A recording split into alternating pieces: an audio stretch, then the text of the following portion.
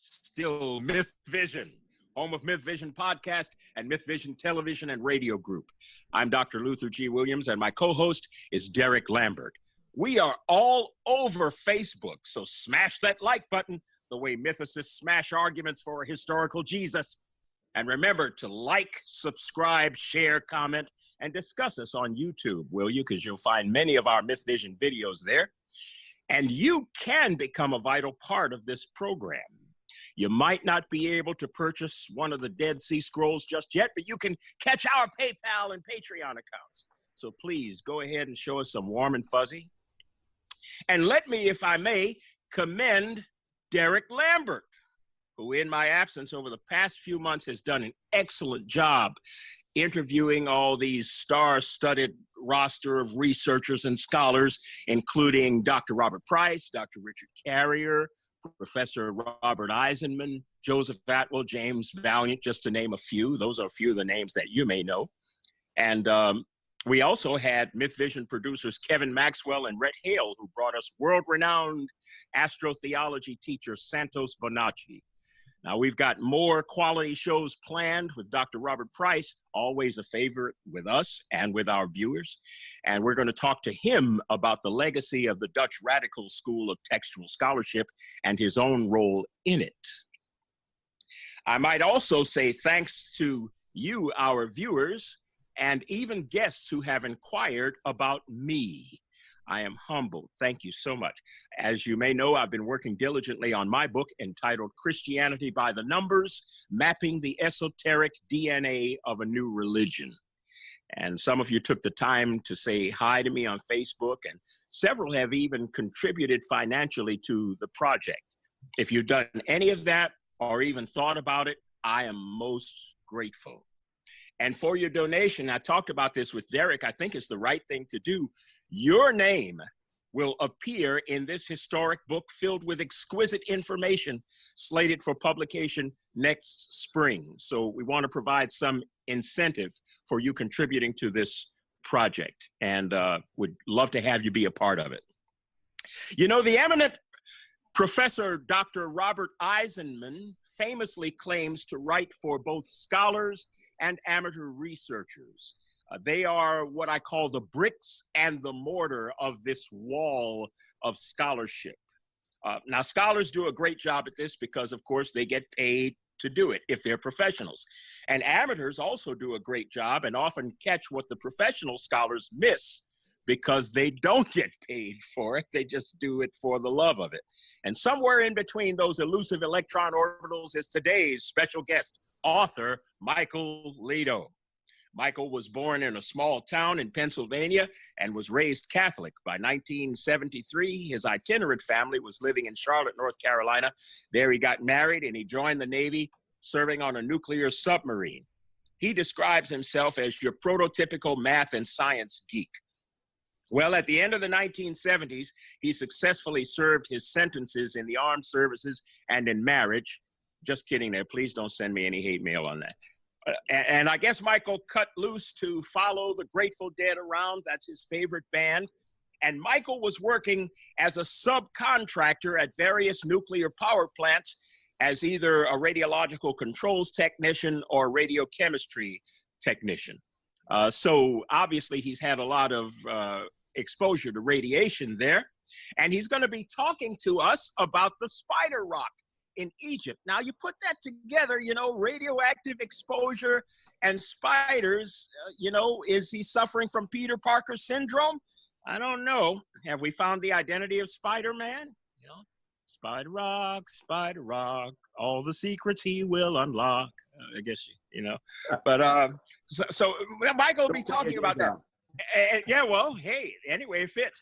So during this period, when Michael was a technician in radiochemistry, he took an earnest interest in religion, seeking the truth behind the hype, which led to his atheism. And even as an atheist, Michael still had an interest in biblical stories, and he read everything he could get his hands on, visiting used bookstores. And of course, you know, as our audience members, that some of the finest Bible scholars are atheists. So Mike fits right in. And he was doing all of this research before Al Gore invented the internet. Al Gore, ladies and gentlemen. That's right. So Michael wrote one modest book in 1995. It was published by the Atlanta Free Thought Society, and he heard Richard Elliott Friedman speak on the subject of the hidden book in the Bible, and that gave him his tailwind for researching and writing his major book. And so if you ask Michael, how did you write that book? He'll tell you it was just a matter of matching up dozens of Bible stories to their proper stars and constellations. And he's now authored 2 books on astrotheology and celestial mythology called On Earth as It Is in Heaven in 2009. And then the following year, he released The Secret Astrology of the Bible. Now, I've got that one, and I want you to see it. It's kind of difficult for me to see what's going on camera, but this is his book. Love the book because Michael has no axe to grind. You know, these books on celestial myth and astrotheology are tricky. You get into them and everything's going fine, but you get to page 308 and, you know, the author says, these SOBs didn't tell us that this Bible story is really celestial myth. And it blows their cover, so. But he doesn't do that. He does everything that you would expect from a scholarly work on astrotheology. So please welcome back to Myth Vision Podcast, Michael Ledo. Michael, great to have you on board. Thank you. A few things. Richard Elliott Friedman has changed his position. He had originally thought that the Bible was a prose book written back in the Iron Age, about 900 to 1000 BC. His later book, he moves it up to the time of Ezra. So even he has changed his thinking on it. Oh, okay. Okay, so he's moved his dating. I do plan on stepping on some toes. We're going to do that, and I'm particularly my own toes. And if I don't step on your toes, I'm sorry. I tried. If you don't mind, Michael, please just don't break any of our bones, if you don't mind. Yeah, I mean, really. Yeah, be very, feel like a popsicle stick, and you tape it around it, and it's good to go. Oh, okay, all right. Well, Michael, now before you step on anybody else's toes, I'm kind of sorry to report here that you've been spotted with Dr. Bart Ehrman in a widely published photograph on the internet. Derek, do you have that photo? Can you pull that up for us, please? I think you've got some explaining to do, Michael, or else we might have to institute impeachment proceedings. What's going on here? Well, you know, I met Bart. That was in the Ukraine, and no, he keeps calling me. He writes a page or two, calls me up. He just can't do anything without me. But you know, I help him out. But, wow, no, he's holding your book. Yeah, and how'd you get him to hold your book? We want to know that. He was there at a seminar, and I paid like $2,000 to go to this damn thing. And when I do something like that, the people who have this seminar, they're going to do something for me, buddy. So he had to hold that book, and I took the picture with him. Right? Well, Michael, wow. Okay. Now, and he wasn't even the best lecturer at the seminar. The best lecturer by far was Jody Magnus, who was can you see that? Share? Yeah, okay. You got it? She is an archaeologist extraordinaire. She a professor at the University of North Carolina at Chapel Hill, and this was her dig, Historic Mosaics from Hucock, and that's where she was leading the an archaeological dig. Okay. So it's got all these nice, pretty pictures on it. And of course, when you're digging in there, she's digging in there, and all of a sudden it's like, oh, there's a synagogue here too. Okay. And when you get to the synagogue, guess what? Oh my God. It's got a zodiac in it, right? Whoa, so how about that? Yeah, how about that? So if you read the magazine, it says, nothing to see here, folks. This is like the 8th one that we found. So it's so common, we don't even have to talk about it anymore, right? So oh my goodness. I did read in her book she started discussing this at length, and she says basically what they believe. First off, that's supposed to be Helios in the middle, but at no place on any of these 8 zodiacs does it ever say this is Helios. Mm-hmm. But it looks like him. You know, he's got the chariot and everything else. So Helios, probably. We'll get into that in a second. Helios, yeah, and then, okay. So, on a couple of these, the zodiacs are configured in different arrangements. Some go opposite of what they're supposed to be. Like these two are opposite. This one is oriented the right way, I think. That's right. I've noticed you that. See this one here that it's opposite. Let me see if we can do something here.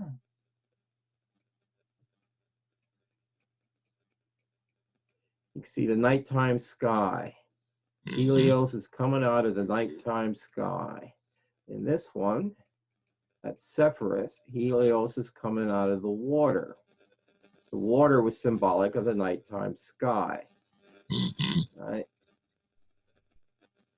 So that means, in the opposite configuration, the reverse configuration is what the zodiac would be at daytime, at the sunrise. Right. So I'm guessing these temples were dedicated or for at the sunrise, probably dedicated to Abraham, who they prayed to at sunrise. And there are 2 panels of Abraham at Zephyrus. Okay. So that's all right. Now, did we understand you to say that these Jewish people prayed to Abraham at sunrise? They have their 3 daily prayers that they do. Abraham was the sunrise one. Isaac was more of a mid-afternoon one, and Jacob was the evening one. Okay, let me throw a curve right here. And I mentioned that in my book too. Okay. Talk about the triad, how it's similar to the Hindus, how you have Brahma, the creator for the morning, Vishnu, the maintainer for during the day, the sun during the day, and Shiva, the destroyer at night. And you know, it's the Father, Son, and Holy. Yes. It's just a thread, but I don't want to miss it, Michael. In Genesis 14, if memory serves, and you have Abraham going to war against the kings, he takes with him 318 servants. And in the Gospel of Barnabas, that number 318 is explained in terms of gematria and from a Christian perspective, the cross. But what's interesting about this is that 318 is the gematria for the word Helios, which means sun. So think about this. Abraham had 318 servants, which is really a reference to the sun. And you're telling me that the Jews worshiped Abraham at sunrise. It all fits together. No, they said a prayer, I think, to Abraham. I don't think it was a worship. Okay, all right, I stand corrected. But you see the connection here with Abraham and Helios is 318 servants. So, yeah, but you were talking about Abraham. You may be dealing with something that may be a little bit anachronistic. Yeah, I'm thinking about that. But at the same time, we also have some confluence with Greek and Hebrew on this. Abraham was an important figure even in Maccabean times and much later. They're still talking about him. So, to get back as to who this person is, what we know is during this time, this 200 to 500 AD, Rome was consolidating their gods. All of them were being related to the sun. It was Helios Mithra. It was Helios Ra. In fact, I think this one of them has snakes there that are like similar to Ra. I don't know that he would go after. And then there was Helios Horus, Harpocrates. And one of them was Helios Iao. which was Yahweh. Okay. So they had Helios was also combined with the god Yahweh. So it's possible that this was him. Now, the scholarly explanation is that this just is a generic representation of the sun. This is a generic representation of the stars and constellations, and that this is the just the sky in general, because God ruled over the heavens. So, and it doesn't really jive. Although we do know they do have one of these has the seasons written in Hebrew in the corner, and it doesn't correspond to the zodiacs, although they may be reading them from nighttime zodiacs rather than daytime too. So Is it the seasons? Is it it the seasons written or the months, which are the same as the signs of the zodiac? No, I think it's the seasons are written in this. There are 4 seasons are written in the corners of one of the zodiacs, and it doesn't correspond to the months that are there. Okay, so I hadn't seen that. Yeah, the Jews were not very good astronomers, but that was so.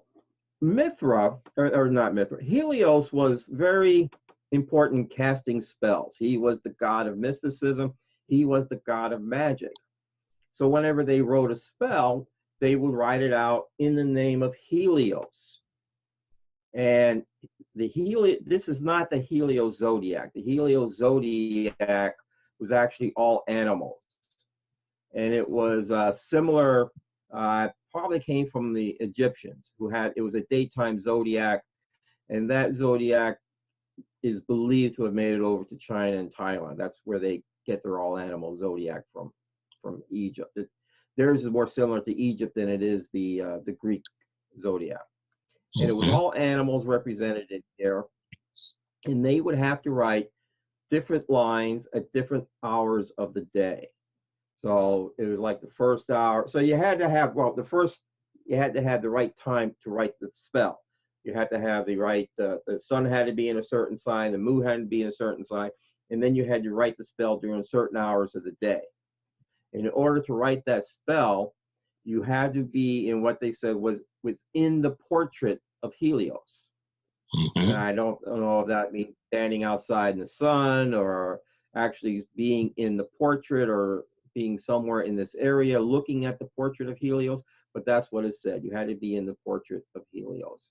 So you would write, say, line 1 in the first hour of the day, line 2 in the second hour of the day.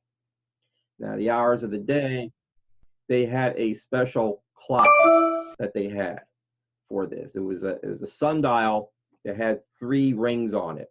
One was for at the equinox, one was for the winter solstice, and one was for the summer solstice, so that the hours of the day were different times. So it was the first hour of the day. You could use it at any time. And one of those sundials was found at Qumran.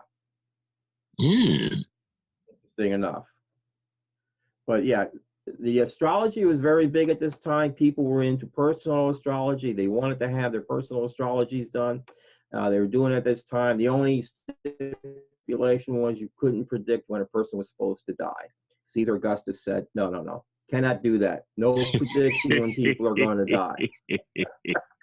For obvious reasons, and you better not do it with the emperor. But the references that they had to Helios, there's over 400 spells that reference Helios Yahweh.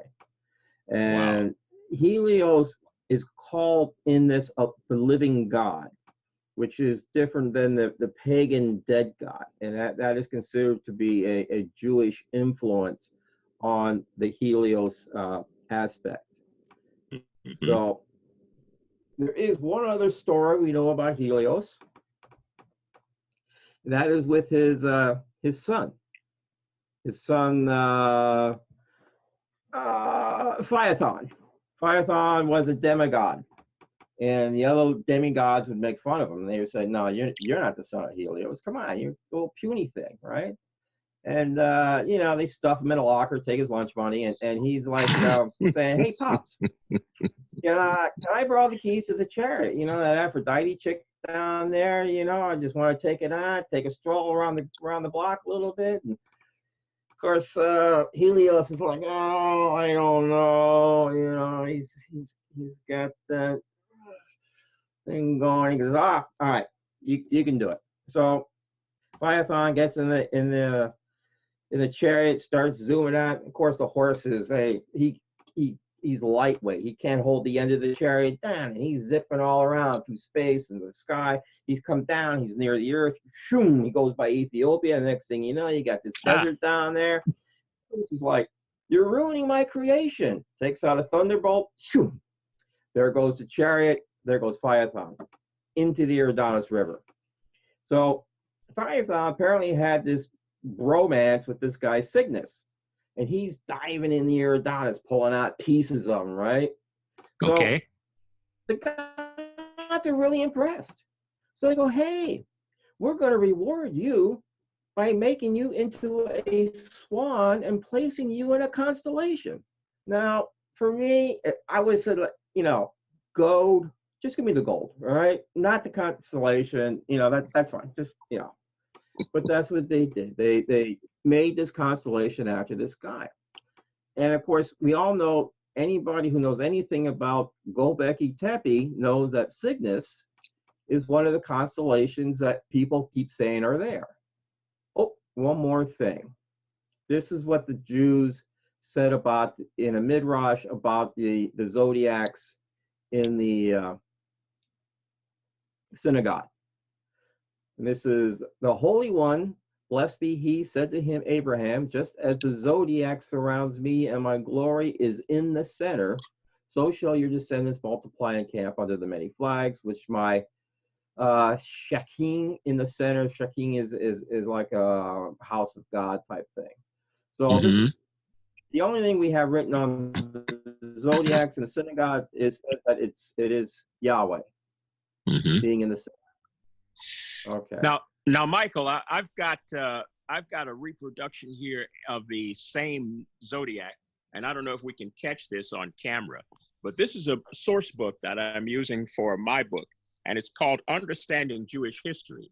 It was written by a Jewish person, Saul Schraffstein, and on the front here we have the same zodiac figure that you showed us. That's also on the frontispiece in the book, and it's on the back. And wouldn't you know, there's not a word about this figure. There's no attribution. And in the table of contents, you look up, you try to look up zodiac, it's not even there. So it's, what kind of tease is this? And so are we being disingenuous here, or is something else going on? Or is it just indicative that that there's some tearing, some schizophrenia about owning up to the zodiac or not? But I mean, it seems just kind of well, more than curious that this image should be used and not talked about. What do you think about that?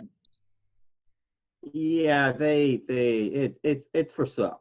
They're selling it, and I can't find any scholars who really own up to it. They tend to brush it off.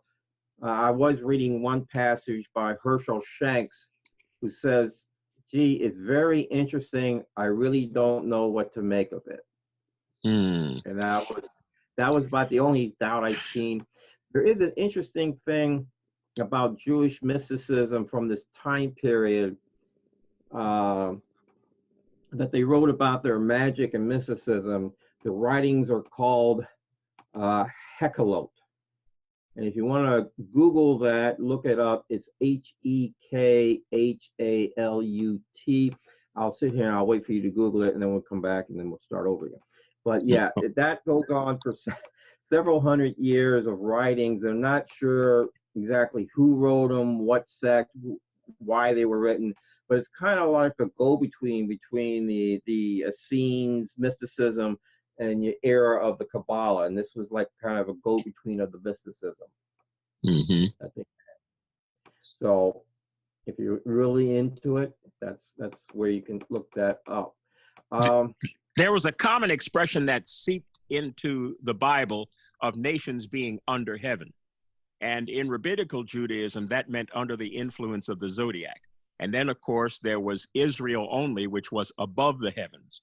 So in the Genesis creation story, you have the waters, which is explained, of course, are people. Waters are people, and that's the flow of the nations and the people in their culture and languages. So waters above the heavens, above the influence of the zodiac, influenced by Yahweh, because Yahweh's in control in case of Israel, and you have those that are under the heavens with astrological geography, and each one of the nations, as you know, influenced by a sign of the zodiac. So I found that interesting. You see, right in the Bible, in the New Testament, nations under heaven, and people read that and they don't realize what's being talked about there. That's zodiacal.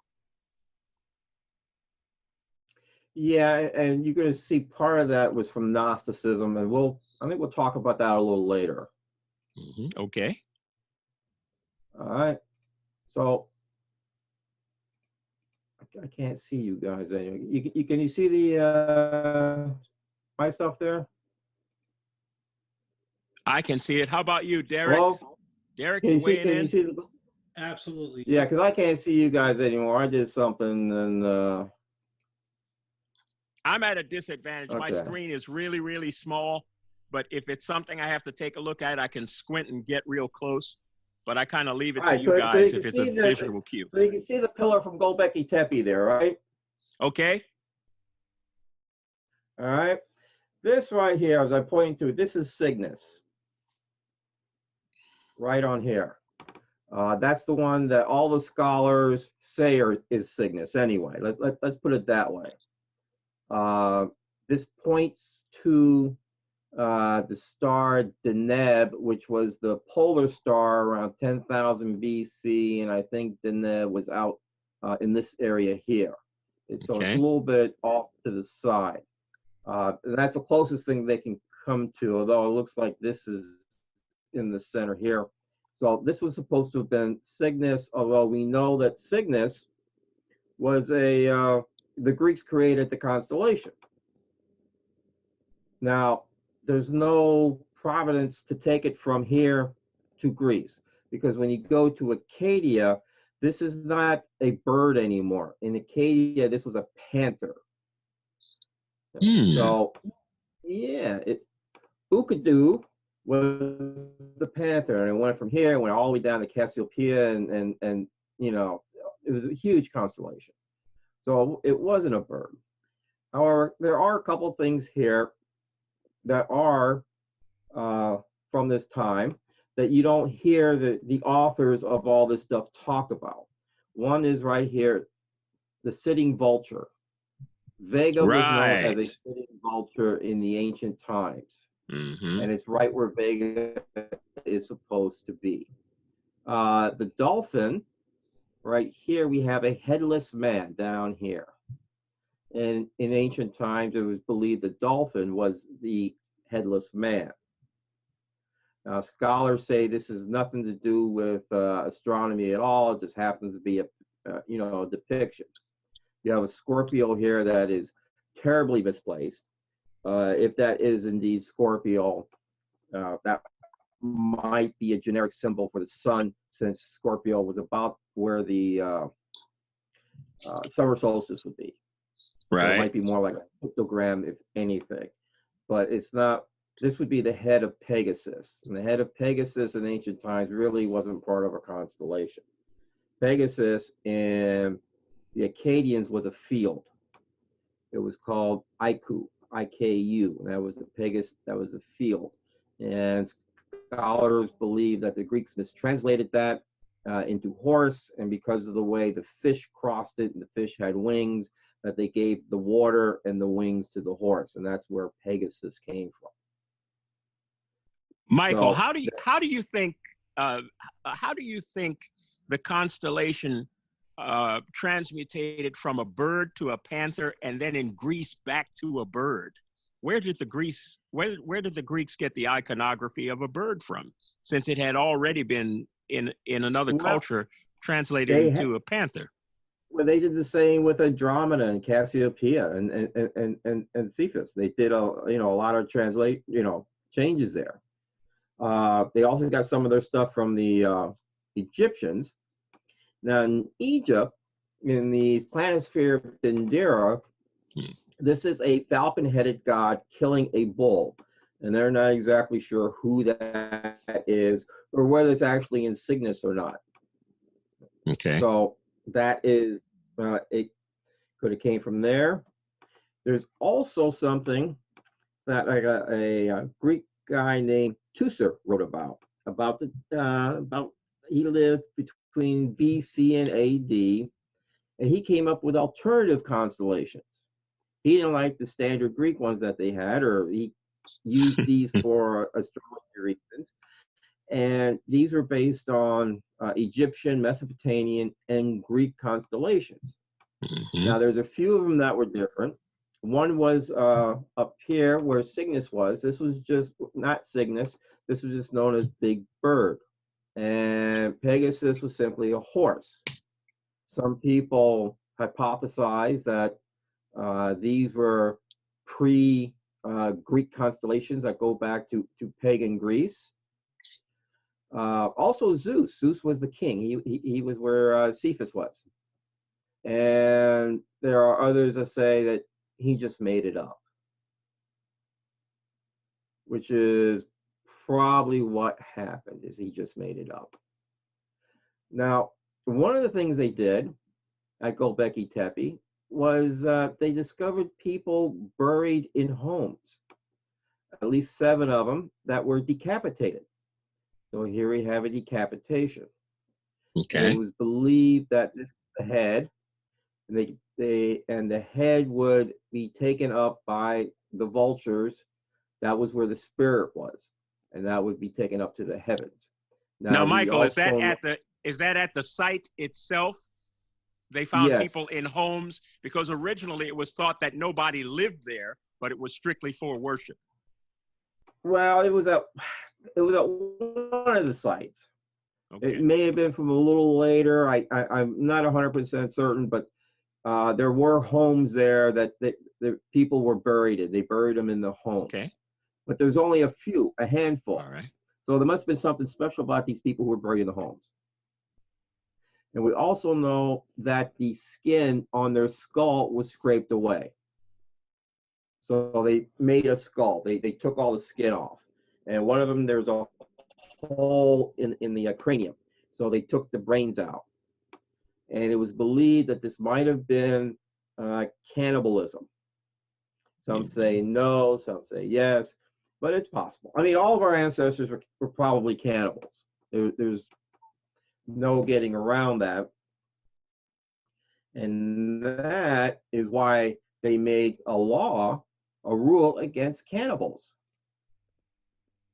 Osiris, in the rites of Osiris, they made a law that says, no, you can't be a cannibal. That was bad. Okay, my Mr. Mackey, cannibalism, bad. Right. Right? Not good, so, right. Yeah.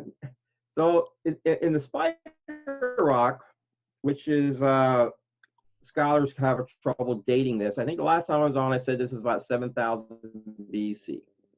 And that cannot be correct. I don't think that's correct, because here we have fields up here. And from what I've been reading, agriculture in Egypt is not known to have started until about 6,000 BC. So it may have been a little earlier. But this is important because this is probably wheat and barley fields, which is what they used in the rites of Osiris. They made beer and wheat cakes. So when you initiated, that was part of the rites. Now, the Osiris rites were to help you go to heaven. When you died, you got asked a lot of questions to see if you can go into the good part of the afterlife. Exactly. And they'd ask you questions. Yeah, and they'd ask you questions like, did you kill anybody? It's like, no, I didn't kill anybody. Steal anything? No. Did you ever wish anybody harm?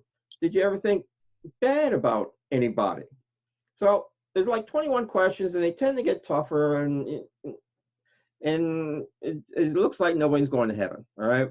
So in order to help you get by, you do the Osiris rites, and you consume the body and blood of Osiris through beer and the wheat cakes. The Dionysus group would take this up through wine and wheat cakes. And if you ever had Greek beer, you know why they had wine. And then this would later go into the Christianity Eucharist. So that's what they had there. Now, I talked about last time in here, I'm not going to bore you with Neith and Horus. Clearly, we're missing Osiris, and that would be right here. The scales at this time would probably been associated with Thoth, who was a solar deity who later became a lunar deity. And he was later on, he was even associated with Mercury. We'll get to that in a second. He was an ibis-headed god. And we have a bird over here that's not quite, I wish this was an ibis. This would make it so easy if this was an ibis, but it's not. Unless you can say, well, that's probably an ibis, but as well as that's a lion, considering, you know what I mean? It's now, one of the things I also discovered on here is Ursa Major. Maybe or maybe not, and it could just be how the rock is. Okay. But the Big Dipper was a bull's thigh. And this represented the god Meshkanet. And it was through Meshkanet that souls were born, and then when they died, they pass again through Meshkanet. Now, if you know how the Big Dipper is, it's a big opening with a tail on it. And I am thinking that the thigh was more of a euphemism. Mm-hmm. Because if we look at the Meshkanet, this is her. And what she's wearing there as a hat is a big cow uterus, which kind of makes sense since she's talking about birth. Now, in the Bible, they also use thigh as a euphemism for genitalia. Right.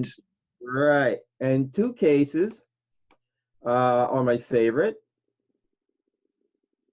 Is let me see if I can unshare this. No, stop sharing. There we go. Two places are my favorite. One is in Abraham, where the servant reaches up Abraham's tunic, places his hand on his thigh. On his thigh, right. Mm-hmm. Right. Well, that was actually his testicles. And that's where they get the word testify from and the word testament from. So I always think of the New and the Old. Do you mean to tell me these guys grab each other's balls when they were making covenants and stuff? Like, I testify to you. This is the truth.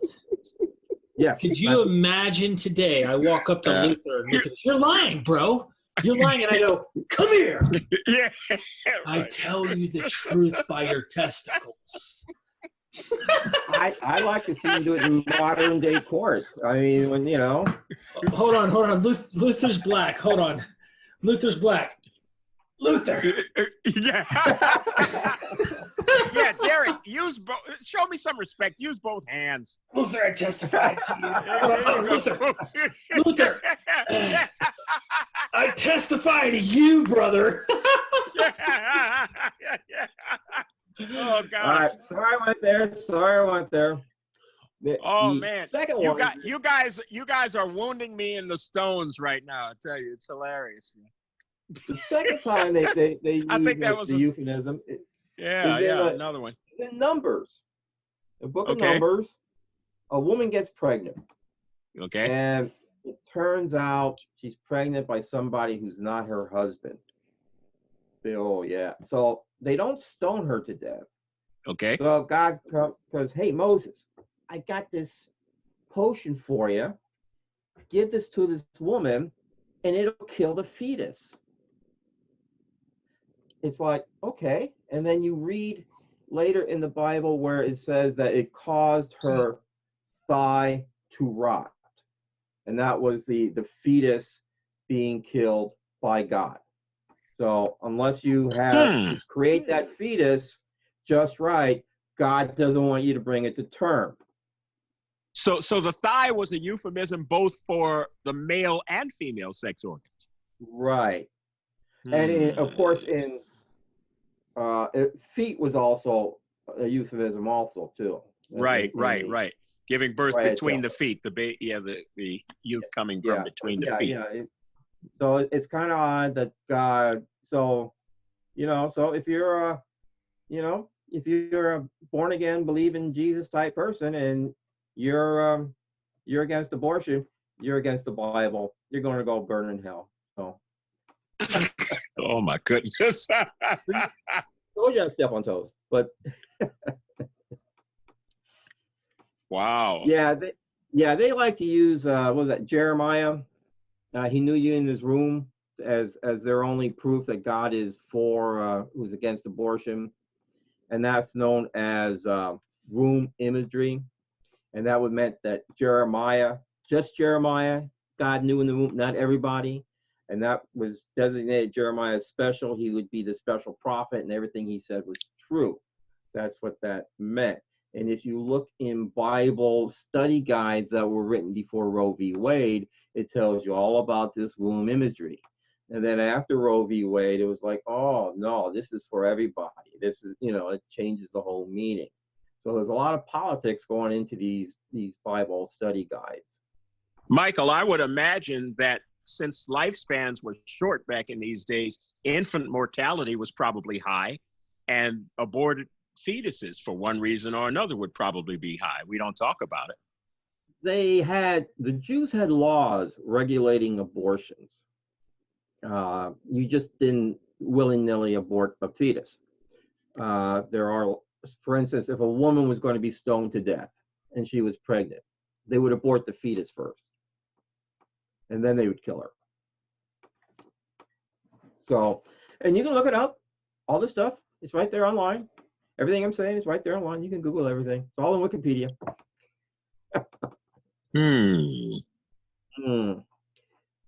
Now, there Derek? are other...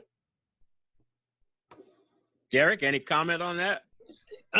Very strange. I've never heard of some of this stuff. Like, the way that it's being phrased is unique, but it also tells me that this is not the 2nd century BC type of Israel that we're speaking of here. You're going way back into some pre-hyper monotheistic culture of Israel. And that's interesting because it looks so much like other cultures in many ways. But we see these words in the Old Testament. And when I'm looking at these words, the way I've understood them before, even just the funny testament, these words kind of make you go, I've been reading this thing all along, and I've been metaphorically grabbing someone's nuts when I said it every time, And now you know. But I like what you did with the stone in Göbekli Tepe, and I think they've been coming up with more information on that. You've actually mentioned this, I think. They've been coming up with more information on Göbekli Tepe as the years go by, more and more. Mm-hmm. Mm-hmm. And my question is, ultimately, what would you say? Because, I know they try to say we're hunter-gatherers or something. What would you say is going on with this because of all the research you're finding out? Well, they were initially the hunter-gatherers at this point. And then within 500 years of building that monument there, they started farming. They switched over to an agricultural group. So we don't really know. And they buried the site themselves. This wasn't just buried over time. They took shovels and put dirt in there and covered it up. For some reason, so I'm not sure. Most of the monuments, most of the stone pillars there were simply holding up a roof. You see them all there. Yeah, they're the T's. They're mostly just holding up a roof. So if you stick a rock in the ground, and depending on where you stand, it's going to point at something. And the fact that this one really wasn't pointing anywhere, so they kind of like grabbed, the pole. Oh, you know what? I missed the whole thing on that. Let's go back. Let's do it. Yes, yeah, let's do it. Let's go back. Let's see. Where are we at on here? the hell? Let's go back. Okay. All right. You got it now? Can you see the Nothing's up yet.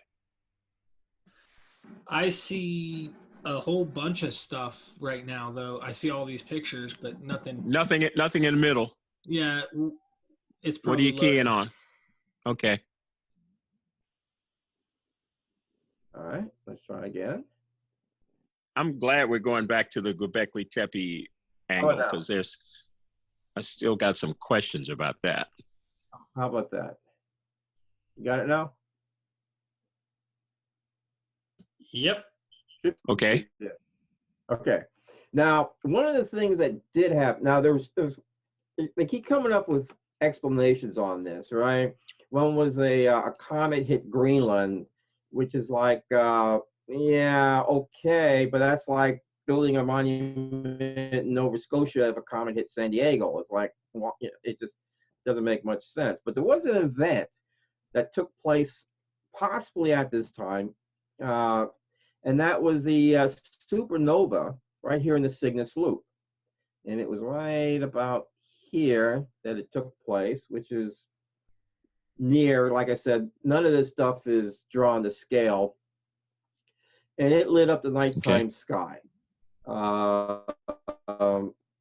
Some say it was probably about the brightness of about a quarter or of a crescent moon. So it was very bright, and this would have lasted for quite a long period of time. So this could have been what they were actually looking at with this device. Also, this area was known as the nighttime sky, and if you read in my book, that is where I place where Joshua stops the sun in the sky, is right at that spot. That was the nighttime sun right there. And I'm thinking if it's pointing at anything, that is what it was pointing to. And depending on who you read, that event happened anywhere from 5,000 to 15,000 years ago. So it could be in that time frame. Okay, and how big was that incident? How far did it spread? Today, it is currently about 6 times the diameter of the moon. Now, how big it was back then, you know, who knows? But it would have been seen. Today, you got to use a telescope. Diameter of the moon, 2,160 miles. You're looking at 18,000 miles, 6 times the length of the country. Massive, just unbelievably. Yeah, you can Google. Yeah, you can Google Cygnus Loop, and you can look that up, and that's where that took place. Now let's go back to Egypt some more, because we can look up pictures again. Oh, I think I got to do the share thing here first. There we go. And we should be sharing now, right? We were. What do you want to show us? Boats. Okay. All right. This tells you right here, petrographs in the Wadi whatever. This is located between the Red Sea and the Nile River, probably closer to the Nile River. And what we have here, this is from 3,400 to 3,000 BC. We have right here a big boat. This is supposed to be a goddess on it. And we have a little boat off to the side. And if you ever try to Google this online and images, generally all you get is this boat here. You don't get the little one off to the side. As you see, I copied this out of a book. And up here on top, we have a star. So I'm guessing this is the goddess of the inundation right here. And that star would be Ceres, which rises on the inundation. Right, now, right. Right, and the that was normally there, and this was probably Argo, which is more off to this side, but it's drawn a little bigger, going underneath Ceres. This constellation over here is the modern constellation of the Dove. This was known, there's one star in there known as Fat, I think, in Arabic, and it literally means thigh. And this was also a star associated with the inundation, but it wasn't associated with the inundation in northern Egypt, which is that's lower Egypt. It was so only the constellation. associated. Yeah, so the constellation of the dove was not a dove originally. Columba, I think, was its name. That had nothing to do with the dove. That was about like 1700s or so. They decided to make that thing, because this is too far in the south for them to have seen this. But where it's at, which is like closer to down by Thebes, you could see these southern constellations come in and play a role. So that is something you got to think about when you're looking at these constellations, is what could they actually see?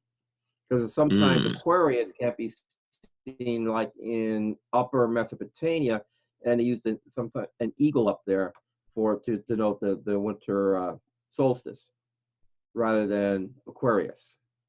Okay. So now boating was very big. Go on. Yeah, boating was very, very, very big. Very important occupation. It was one where the common man could make a decent money, and the boat would cost you about what it would cost a house. So there's an older group and some older stuff this is classical stuff right here. This is Babylonian, and this shows you the difference between the sun is 4, solstice, equinox 4. Right here, 8-sided is always Venus, because Venus it's an 8-year cycle that we go through with Venus. We go around 8 years, it goes around 13 years, and we get back to the same point. So this is semi-universal among cultures. Likewise, the 4 is also, and of course the crescent moon. And you can see all these other zodiac constellation signs down here too. That is the famous Nabta Playa, which is known as the Egyptian Stonehenge. And this is in the Western Desert, and it was used, what scholars say, this predicted or showed that the Egyptians knew about precession of the equinox. Now, precession of the equinox is like the granddaddy of astronomy. Right. Greeks claim to have discovered it in 140 BC. Right. But here, the Egyptians had discovered it. What they did with it, I don't know. But apparently they lost the discovery because it had to be rediscovered all over again. But the guys who made this were cattle herders. They were like Maasai. They were just, bringing their cattle around, and they built this up. And it's kind of like, okay. Now, supposedly, in the book Black Genesis, which talks in depth on this, if you really want to read about this, it goes in depth on this site. He claims or surmises that the people who built this moved directly east along the same line, which is right about where the Tropic of Cancer would be, Capricorn, the northern one, and Cancer took them straight to, right about where Elephantine Island is. Big important spot, Elephantine Island. This is, you can see this is where the first cataract was. There was a Jewish cult there. We'll talk about that in a minute, which is why we're here. The main god at Elephantine Island was Khnum. Khnum was also worshipped down in Nubia. He was a potter. His wife was Satis. She was the goddess of the, I think, the inundation, and his daughter Anukit was the goddess of the Nile. So they had this whole thing here with the Nile. But as a potter, he made man out of clay. And this is a very common creation story, was how he made man out of clay. Egypt had a lot of creation stories. This was one of them. Now, if you go south in Nubia, they have a story about the fall of civilization, or the fall of man, I should say. Just like you had in the Bible, you had the fall of man. They have a story of the fall of man here. And they claim the fall of man was the creation of civilization. That's what the fall of man was. In the Bible, first thing Cain does is build a city, and his descendants became the artisans, the brass workers, the musicians, the creators of civilization. So it's kind of interesting how creating a civilization became the fall of man.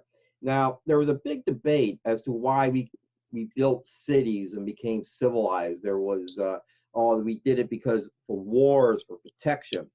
And they were looking for this virgin spot on the planet where the city had grown up and that was not changed by something else. It just kind of grew up and then died out.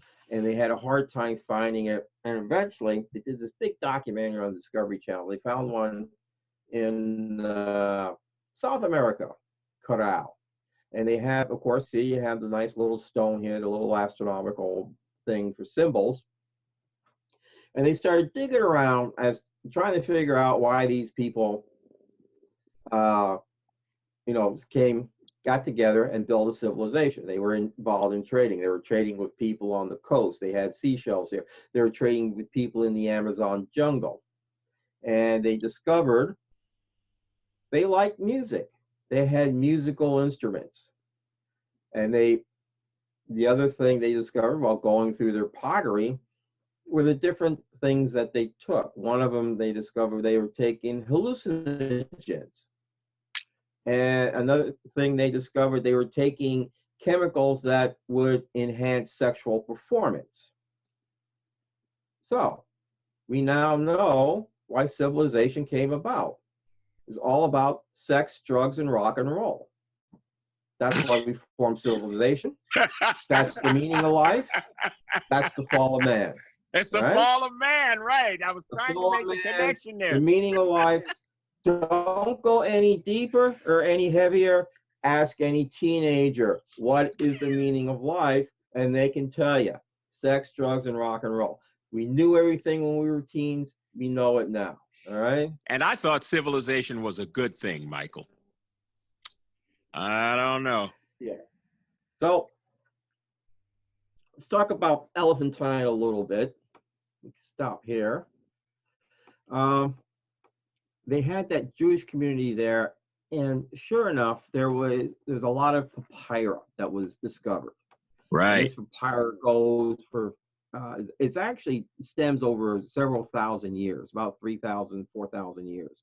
Goes to like 1,000 AD to like 2,000 or 3,000 BC, and it's written in all different types of languages. And there is a good book on it. I picked a book up on it. Big thick book, paid about $80 for it. And it has all these papyrus out and everything else. And the interesting thing is you can look at the Jewish families who live there. You can look at where they live, what homes they stayed in. There's a whole genealogy tree. We know everything about them. They came there when the Assyrians started to march. They left, the northern tribes left, and they went up to a city called a little oasis town called Palmyra. And then some of them went south and then battled the Assyrians, got captured and, sent away. But they're up in Palmyra, living up there with the locals. And they lived as a separate community. They stayed to themselves, basically. They lived there. There were some intermarriages, not a lot. And then when Babylon started, when Nebuchadnezzar started to march, they said, hey, let's leave. So the whole community, both the Jewish and the non-Jewish group, they decided to get out of Nebuchadnezzar's way. And they went down, all the way down to Elephantine. Long way to go. And they moved and they stayed there. The Jews built a temple there, lived there for a while. The biggest and best occupation in Elephantine was boats. If you can go up and down those cataracts, if you can navigate those cataracts in a boat, you were making money, because now you're doing the Nubian trade, right? Up and down. Elephantine was known for the pink marble that Egypt used. That's where they came from. Very important area. It was believed to be Egypt's first city. Right, right. So the Jews stayed there, and when Persia came through, they were conscripted into soldiers. They were paid with food rations and silver. And they did not allow the Jews to be leaders of the groups, but they were soldiers. And there was some question as to what they can do during the Passover, because they couldn't drink wine or the strong spirited drink on Passover. There's certain days they couldn't work. So they're trying to get some clarification on this. So they're writing back and forth with the Persian government on this. And we know that there were certain peoples who were historical characters in this. So there were contemporaries of there was Darius II. They wrote to, and they end up with there's letters there that are written to who is it? Bogaias, who was the governor and general over Judea, and then the high priest Yohanan, the one who had murdered his brother. He was the high priest in Jerusalem at the time. So there were letters to them. And what had happened is the mayor of Elephantine left town, left another guy in charge. The Jews were accused of breaking into people's homes and robbing them. And then what happened is he signed a letter okaying for people to go in, destroy their temple, and rob their temple. So the temple was destroyed, the pillars were knocked down. So they're trying to get permission to rebuild the temple and hold sacrifices again in the temple. So they're writing Jerusalem for this permission. And Jerusalem sends back, yeah, it's okay for you to rebuild the temple. But they don't say anything about the blood sacrifices. They didn't say, yeah, you can do them, or no, you can't do them. It's kind of like, you know. So it seems to me that they were still coming up with, and this is about 404 BC, time-wise. Okay. The last Jewish writing, of this period was like 399 BC.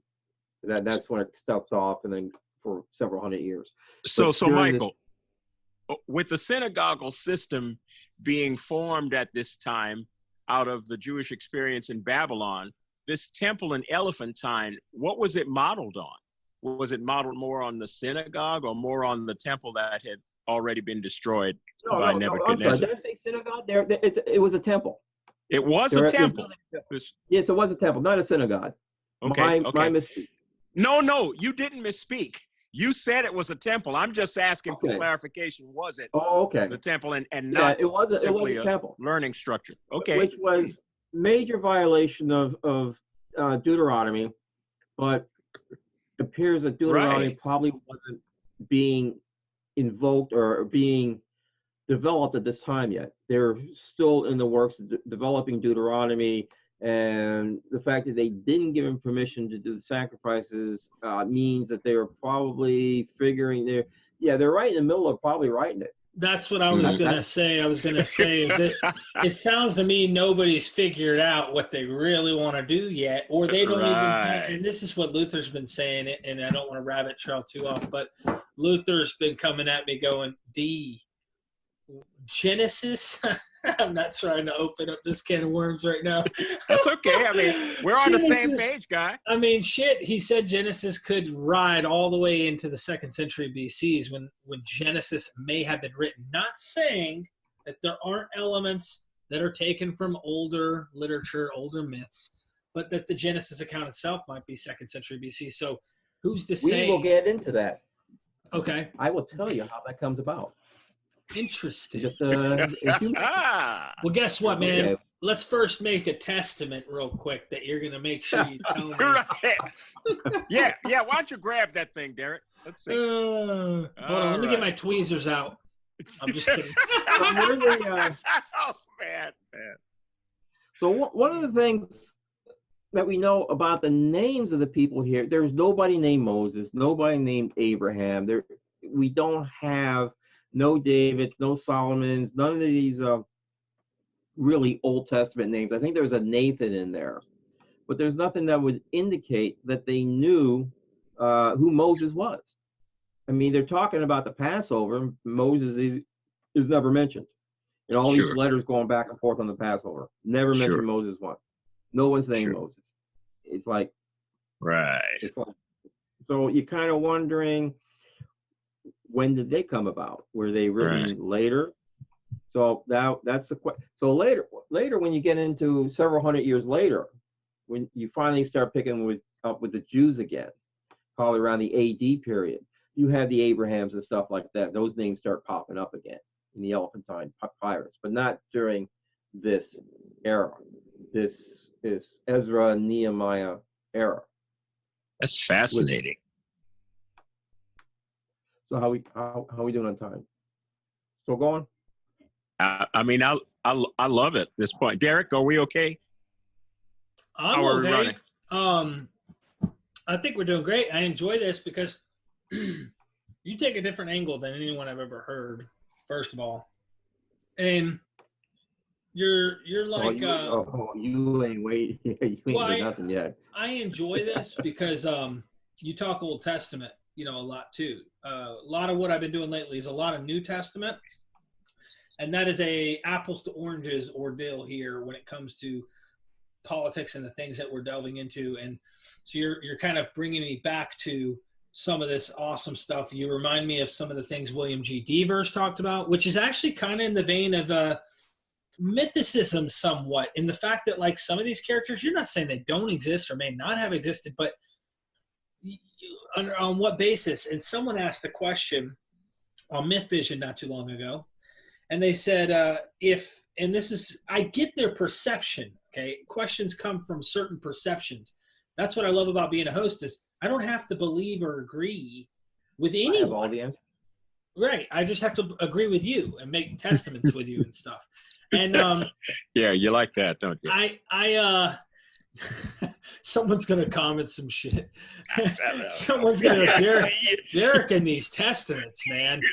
Jesus, right. He's definitely Anyway, what I was gonna say is that they said, all right, if you take away these historical figures that make their history up, their genealogies up, make who they are up, what do they have left? And how can you even call them Israel? So technically what he's saying is, he's arguing for historicity by saying these guys that you mentioned, David, Nathan's the only name that you mentioned recently here that might be there, Moses, all these people, if you take them out and they're not in the picture, what does Israel have left? They have no history. So his argument was simply saying it's most probable these are historical characters.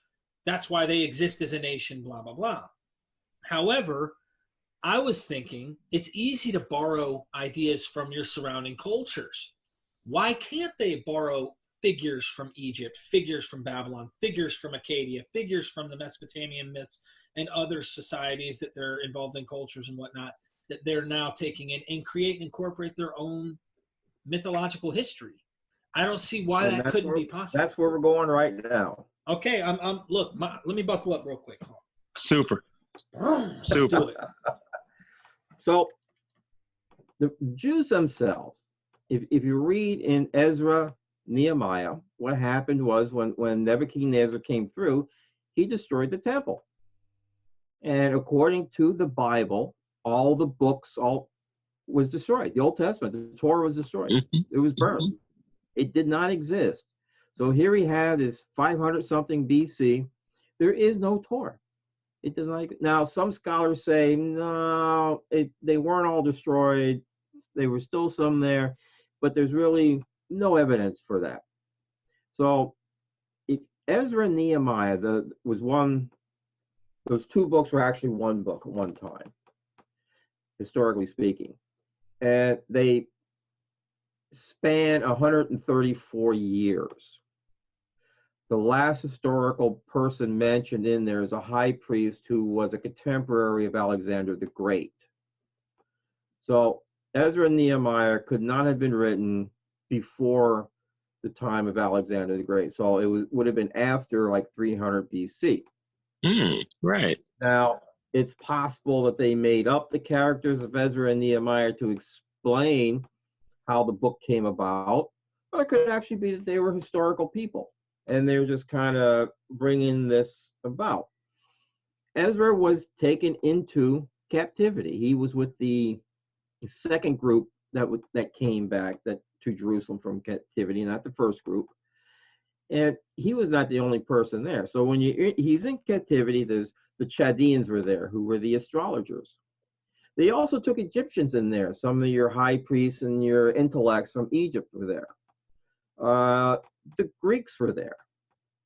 You had, as a matter of fact, Pythagoras died there. He went there and supposedly died. So you had Greeks there trying to learn astrology and astronomy and everything else from the Chaldeans, and you had all this influence there. Now, Ezra, he would have been there during the last king of Babylon, who would have been Nabonidus, who I just recently discovered. Nabonidus, I was reading a book on cuneiform by Irving Finkel, and he's an interesting guy. And after you watch all the Myth Vision stuff, you can look at his YouTube. He's funny. He's an old guy from the British Museum, and he knows his cuneiform, although his books are kind of thin, or they're more written for like an 8th grader. A lot of pictures in them, not a lot of words. But one of the things he talked about was Nabonidus, and that he was the first archaeologist. And he was going back, looking up the old cuneiform texts that they had. He was rediscovering their history. He was very proud that his history there in Babylon was ancient. So he wanted to get all these old texts. A lot of them were up in Sapor, and have them translated. Now, it's not easy. Some of them were in Sumerian, some's in Akkadian. Plus, the handwriting was bad. He had classes just to teach people on ancient handwriting. And there weren't a lot of people who knew Sumerian either. I mean, it was kind of used, it wasn't used, but just a few who knew it. And the language had changed. We're talking thousands of years have gone by. I mean, it's going to be like translating Chaucer from then to modern English from a text that's written in bad handwriting, all right? I mean, that's essentially what they're doing. But they're getting all this stuff together.